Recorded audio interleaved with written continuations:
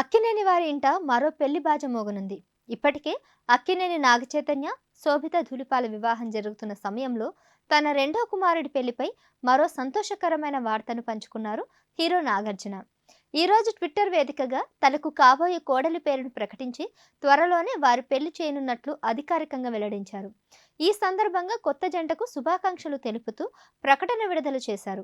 ఈ పోస్టు చూసి అక్కినేని అభిమానులు సంతోషంలో మునిగి తేలుతున్నారు. హైదరాబాద్లోని అక్కినేని నాగార్జున నివాసంలో ఈ రోజు అఖిల్ నిశ్చితార్థం జరిగింది.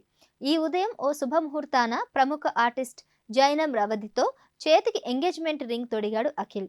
ఈ వేడుకకు ఇరు కుటుంబాలకు చెందిన అతి కొద్ది మంది మాత్రమే హాజరయ్యారు. అయితే జైనం రావడ్డి వ్యాపారవేత్త అని తెలుస్తుంది. బ్యూటీ కెరియర్ రంగంలో ఆమెకు బిజినెస్ ఉందని సమాచారం. అలాగే రానా భార్య మిహికకు జైనం రావడి స్నేహితురాలని, వారి పెళ్లితోనే అఖిల్కి పరిచయం ఏర్పడి ప్రేమగా మారిందని తెలుస్తుంది. ఈమె ప్రముఖ వ్యాపారవేత్త జుల్పి రావడ్డి కూతురు అని సమాచారం. గతంలో అఖిల్కు ప్రియా భూపాల్ అనే అమ్మాయితో నిశ్చితార్థం అయింది. కానీ పెళ్లి వరకు వెళ్లకుండానే బ్రేకప్ అయింది.